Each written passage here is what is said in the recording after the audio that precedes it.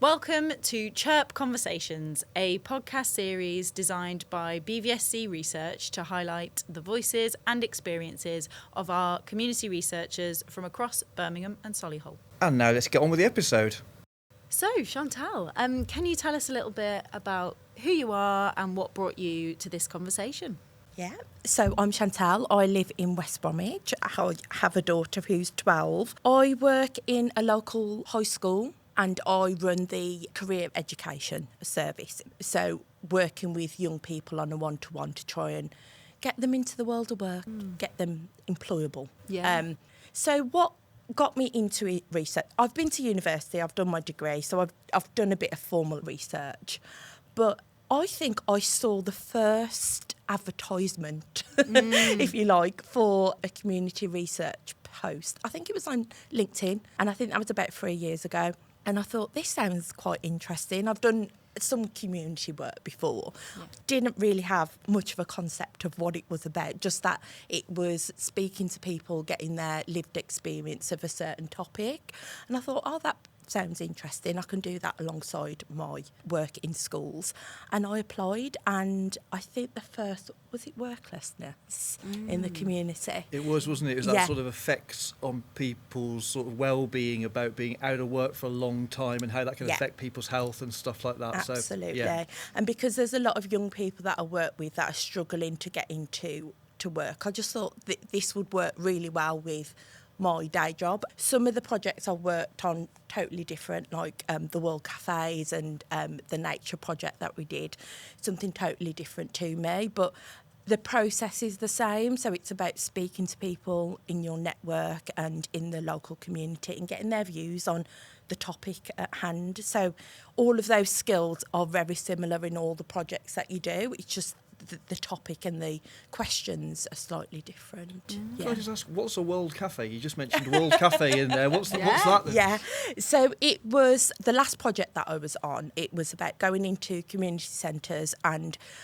speaking to people. And the concept of the World Café is to have kind of different workshops on different topics. Yeah. Well, the main topic, but like a subsection, and it's called the World Café. It just basically means moving around, and that was a new one for me. And I feel like every project that I've been involved in is slightly different, so it's got a different lens. Yes, it's speaking to people, but in a different way, such as the World Cafés. It might be a one-to-one in a group setting. Yeah, it's all very different.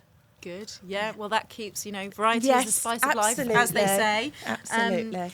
Brilliant. So I guess, thinking about research as a word, really. Like, what did the word research mean to you, I guess, before you started doing any research, and then maybe now that you're a bit more experienced? I think where we, as community researchers, our part of the research is very much speaking to people, getting their lived experience. At university, it was very different. It was to do with the dissertation. So you kind of already had that information. You already had that data. But what we do is we go out and speak to people and gather all that information and that data. What does it mean to me? I think it means trying to understand people's lived experience, trying to get a deeper understanding of the topic or the question, or trying to find an answer to solutions in a way. Yeah, that's what research means to me.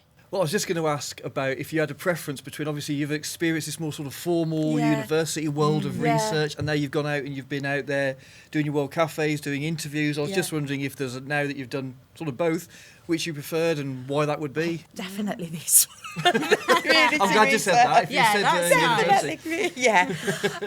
It can be quite dry academically when you're looking at research, whereas I feel like when you're speaking to normal people and you're really gathering that information, it just brings it to life. It's more interesting for me.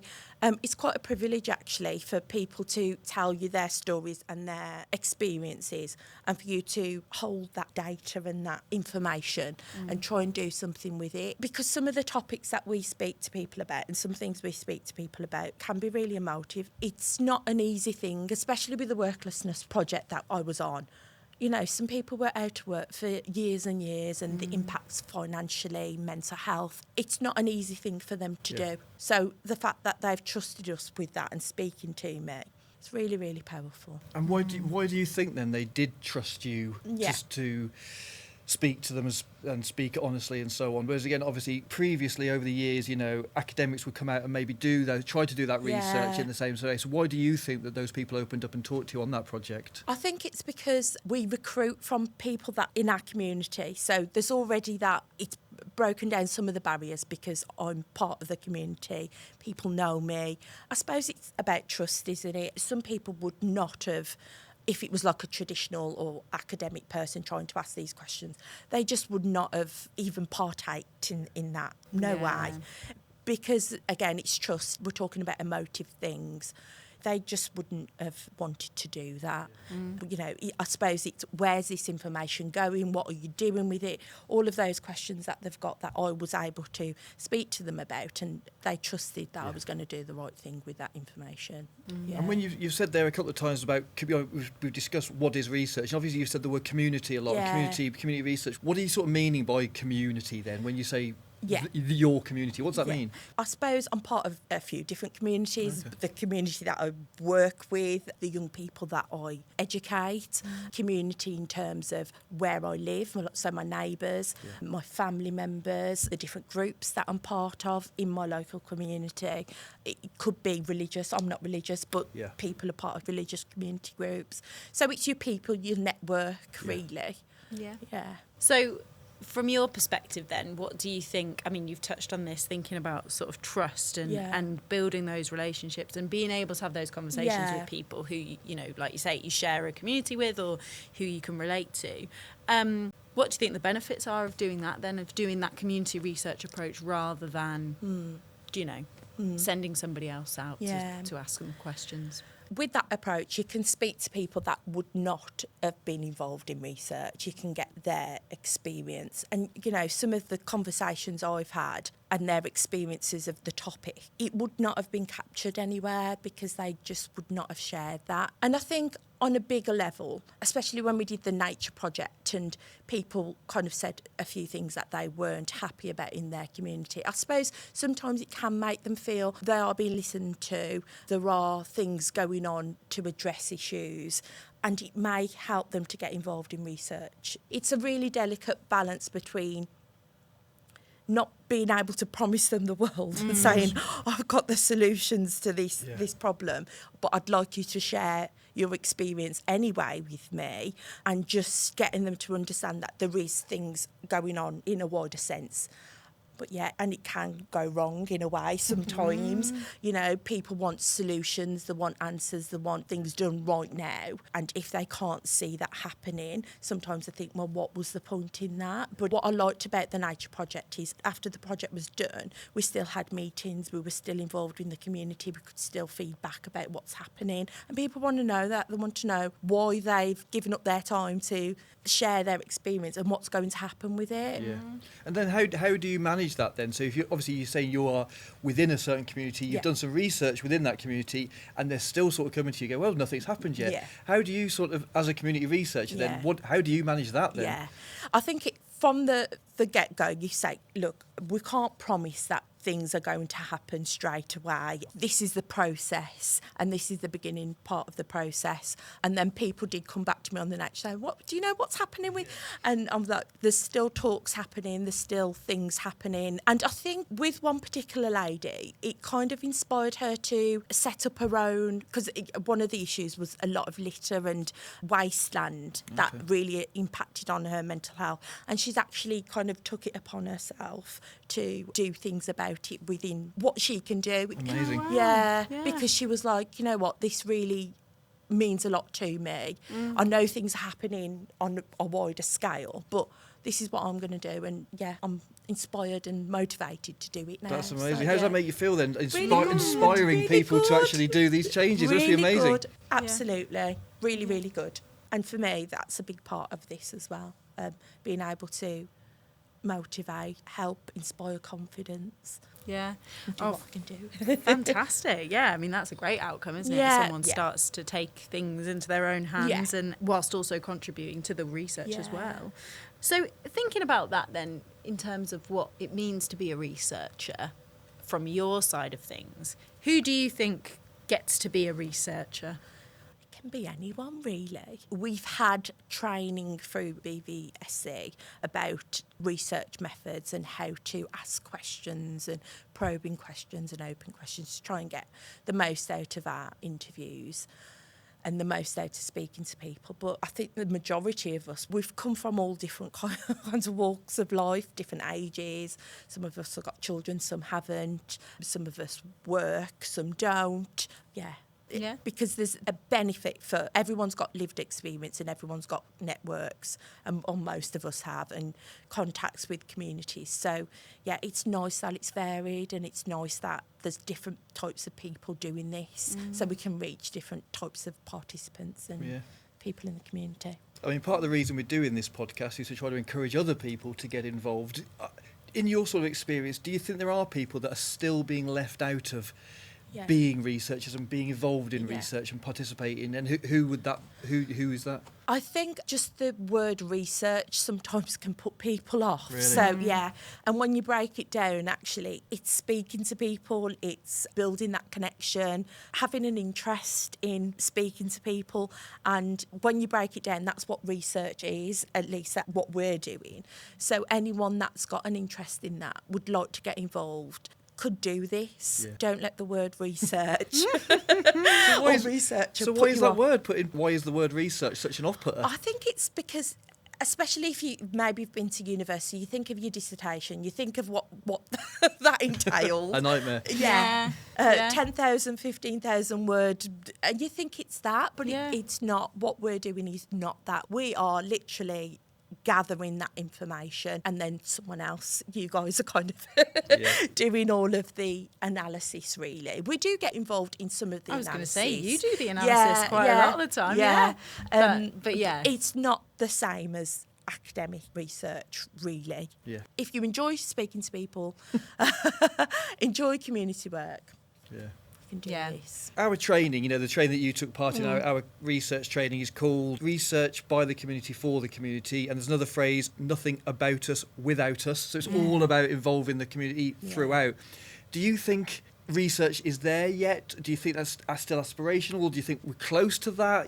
Really getting that community voice involved right from the get-go? I think we're close. I think there's always things that can be done to improve, because you get the pot of funding from people who kind of want to find out. So it's kind of driven initially by these big organisations, council and whoever else, NHS, and you're trying to find out a specific information on a specific topic. It's driven by that. But I've not been in this space for years and years and years. As I said, it's been about 3 years since. So I don't know if there are more research and research projects out there now. I've been involved with quite a few research projects now, and it just seems as though people are listening. They want to know what people's lived experience is, putting their money where their mouth is in terms of funding these projects. So there's definitely a need. I think it's absolutely fantastic. But the next stage for you then would be more that the actual topics are led by the communities themselves, potentially, with people funding those community-driven topics of research. Absolutely. From your community, from your research you've done, what sort of questions do you think people would like to be researched? What sort of topics? I know this is a bit off the top of your head here, but are there anything that you hear a lot that you think, that would be fantastic if we had some funding to do that piece of research? Honestly, all of the ones that I've been involved with could have been expanded to include more information. So typically, I'm just thinking about the last one that I did with youth violence. We have a set of, say, 13 questions, and those questions are asked and we get information. Realistically, we could have interviewed another 20 people. There are common themes in what people were saying, so things such as preventative methods and education. We could have just done another project maybe on just honing in on what that would look like. It's just, there's a vast amount of information out there, but it's just how would we do that? Who would fund it? Yeah, I think we were saying this before as well. When you start a research project, quite often that happens where you feel like, you know, you open the can of yes, worms, absolutely. don't you? And you go, oh, actually, the There's first more. thing we were talking about was really good, but actually there's like 30 other things that have come out of that deserve their place and time in terms of doing more research. So, yeah, it's how long is a piece of string, really, isn't it? Like, you're never finished per se, but you, like you say, do a good job of gathering on one topic, you pull that back, and hopefully that is the process we go through then, is you can gather more evidence to do more absolutely on that topic, right? Yeah. Brilliant, yeah. So in terms of moving forward from here, or what the vision might be for the future of like community research, are there any real big ambitions you might have for it, or for yourself as a researcher? What do you think? I'm just enjoying the process at the moment and just being involved and doing different things with community research. My mum really wants to get involved on the back of this. Yeah, she's like, oh, I would love to do this. Yeah. I think it's just inspiring people that I speak to that maybe they could get involved, or like I said with that lady in the Nature Project, just things like that on a grassroots community level, what they can do to, you know, improve their situation. And I'd love to do a project myself, set up my own project maybe one day. That's maybe many years in the future. Wow, I don't see why it What would you needs do? to be. Is there anything burning from your sort of thing that you think I'd love to do this, that or the other? I think maybe honing in on youth unemployment, because obviously with my work, I just see a lot of young people becoming NEET, so not in education, training or employment, and just doing a piece of work around that I would love to do, yeah. Well, me too. So let's keep talking. Let's that partnership sounds up there. great. Yeah. No, but it's good to have those ideas in mind, and then, like you say, we can. Yeah. You look for ways of being able to bring that into the research. Yeah. So we've got a bit of a thread we want to run through some of these podcast episodes where we talk about, or we ask everyone a similar sort of question to see what everyone thinks. Research as a tool for change is the topic. So thinking about, you know, like you were saying, research, I think the word itself has some connotations. People maybe see it as something that's like neutral, you know, trying to be objective and get, you know, what are the facts of this issue. But could you also consider, and specifically around community research, could you consider it as a form of activism or trying to really make a change or an impact in society? What would you say to that? I would hope so. I would hope that that's the end goal, to make some changes. Where we're involved, it's very much gathering all of that evidence and getting people's lived experience so that we have got the evidence to impact change. But unless we have the evidence to make these changes, then it's not going to happen. So absolutely, it is a tool for change, or should be. No, I think hopefully, like you say, that is what we start to see with the research that we do. Yeah. Thinking about specifically your experiences of research, can you share, have you got a specific moment? I know you've touched on a few of these already, but a conversation, a finding, something that happened during your research where it felt real and really kind of meaningful to you? There's been a few. I think on the worklessness project, there was a young participant, he was about 18, and he was saying that he'd submitted 100 applications for apprenticeships, and he was really struggling out of work for, I think, 8 months at that point. He was nearly 19, so he'd finished sixth form and then was really struggling. And at the end, he contacted me and said he got his first apprenticeship in Tesco. Aww. And I was just so happy for him. I didn't impact that at all. That was all him. That was all his doing. He did all the applications and stuff. And I just think his experience of worklessness and how it impacted on his mental health and then seeing the progression into work, it was just one of the conversations that I think I'll remember for a very long time, because it's just so powerful.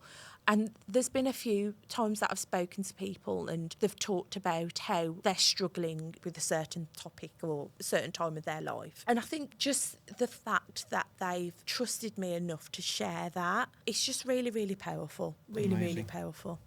Yeah. Yeah, absolutely. Yeah, 'cause some of these things they wouldn't even tell their friends because there is a stigma attached, especially with the young guy that I was speaking about.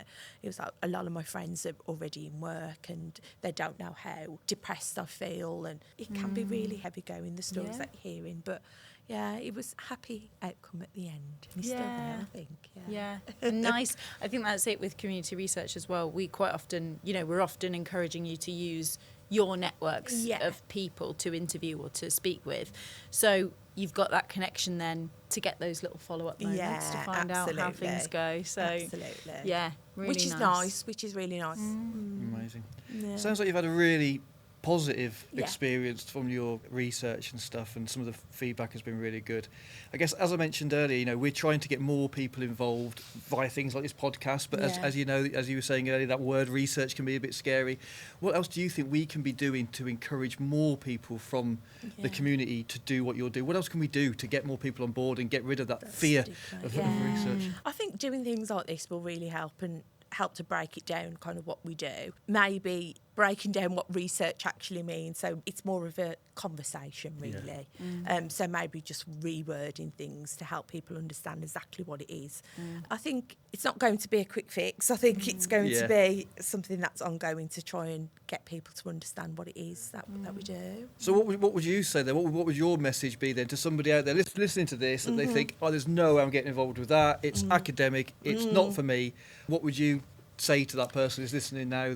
So I think if anyone would like to speak to their community and enjoys speaking to people, I think you need to enjoy speaking to people, then have an open mind and maybe have a discussion and find out what it's all about.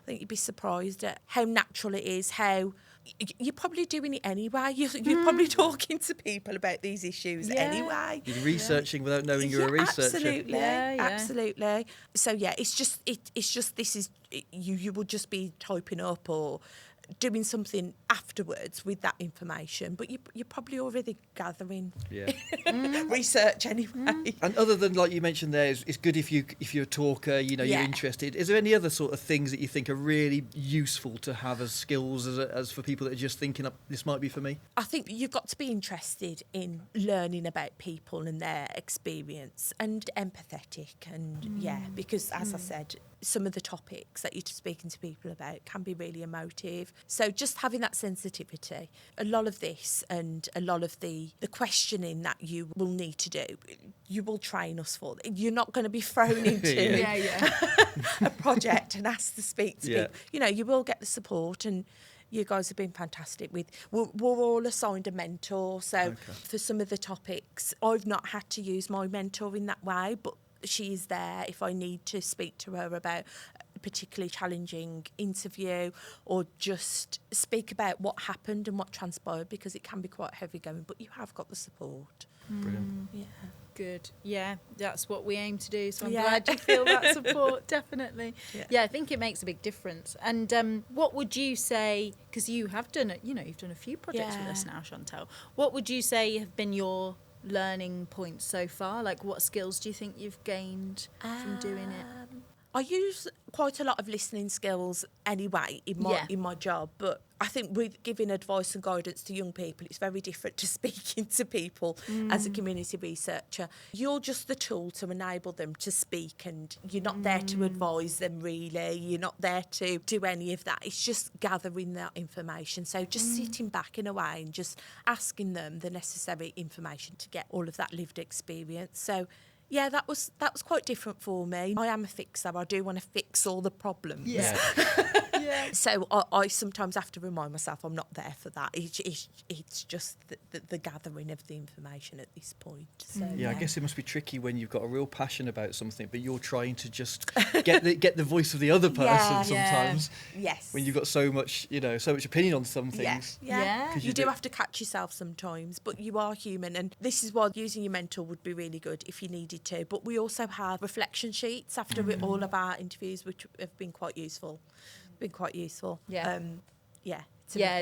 have that. Even like we deliver the training about doing community research, and part of the interview skill is exactly that. How do you do kind of active listening but not leading anyone or kind of trying to presume what their answers might be?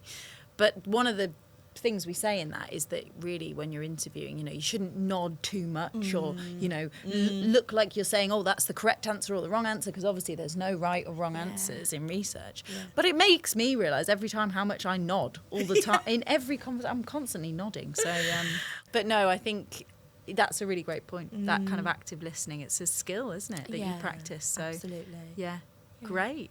I just want to ask as well, and obviously you've done a load of actual research, so you've been the researcher and you've gone out and you've been interviewing and so on. At the moment, you're also doing your role as a community research champion, which is trying to recruit people that maybe wouldn't take part in research onto various different projects. So you're not actually doing the interviews, you're just trying to inform people about how important it is to participate in research and steering them towards other projects that we know are going on at the moment. So I guess I just wanted a quick question about how you're finding that. What are people saying to you about that? What I'm doing is so varied. So as you said, I've got that project, I've done the interviews, I'm doing this.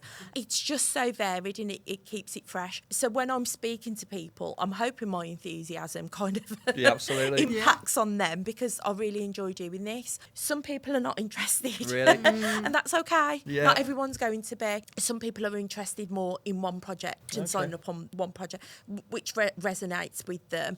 Some of the questions that I've had is, what's going to happen with this information? I think that's a really common one. So it's just talking to them about the process. Even when I'm not on the project, like, for example, my mum, because I've interviewed her a few times on the project, she is really, really interested in doing it, because she can see what I'm doing. It's a very varied response that we're getting from trying to get people involved, but I do think the best way is talking to people, kind of breaking down what it is that we're doing, getting them to understand what research is from our point of view. So I don't think we're going to have millions and millions of people interested, but I think the people that are interested, I think they'll contribute fantastically, because it is breaking things down, it's speaking to them on a one-to-one and getting them to understand exactly what it is we do.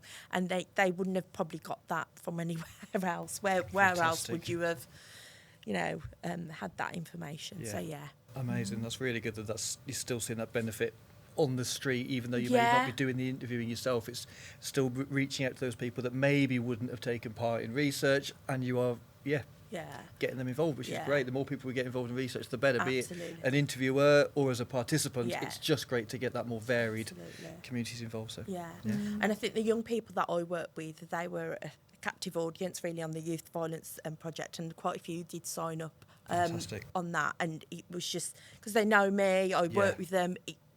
Brilliant. Yeah, something that we would really potentially struggle with, trying to get those people on board, so it's great that you've been able to do that and recruit to those projects, somebody they trust and know, and are within that community that will now take part in that research that maybe they wouldn't have beforehand. And I think there was an incident not too long ago of a stabbing in Smethwick. So a few have mentioned, the young people I've spoken to, oh yes, well, we heard about the stabbing in Smethwick and there's a lot of things going on. So we want to talk about this and we want to tell people our views. So that one's been really successful. Yeah, that's really promising. Yeah, and there's something about that, isn't there? Like with kind of the timing of research and whether it's something that communities are feeling really passionately about, and you have to be sensitive to that. You wouldn't want to do the research necessarily when it's too raw or sensitive for people, but at the same time, if you can bring them in on a topic that they're already feeling the need for change or to share their views, then can work really well, I think. Brilliant. Well, I think you've shared so much with us, Chantel. It's been really great to hear about your experiences as a researcher and what you've gained from kind of being involved in community research. Is there anything else that you would just like to highlight on the topic of like what is research? And just to say again, we're probably all doing research in our everyday life, and honestly, it's been a fantastic journey for me, and if anyone is interested in doing this or finding out more about what it's all about, then reach out, because you might be pleasantly surprised on what it entails and how fulfilling it is personally as well. But please do reach out, and you might be pleasantly surprised, as I said. Let's hope. No, brilliant. Perfect. Well, thank you ever so much for your time. And this is, I mean, we've been talking about how it's all about talking to people. Obviously, this podcast is called CHERP Conversations. So that's the whole idea, is that it's just really important to hear people's thoughts and perspectives. So thank you for sharing yours. Thank you. Thanks, Chantel. Thanks for listening to CHERP Conversations. I hope you enjoyed that podcast. We have made many other episodes of CHERP Conversations that are available on cherp.org.uk or by following the link in the description.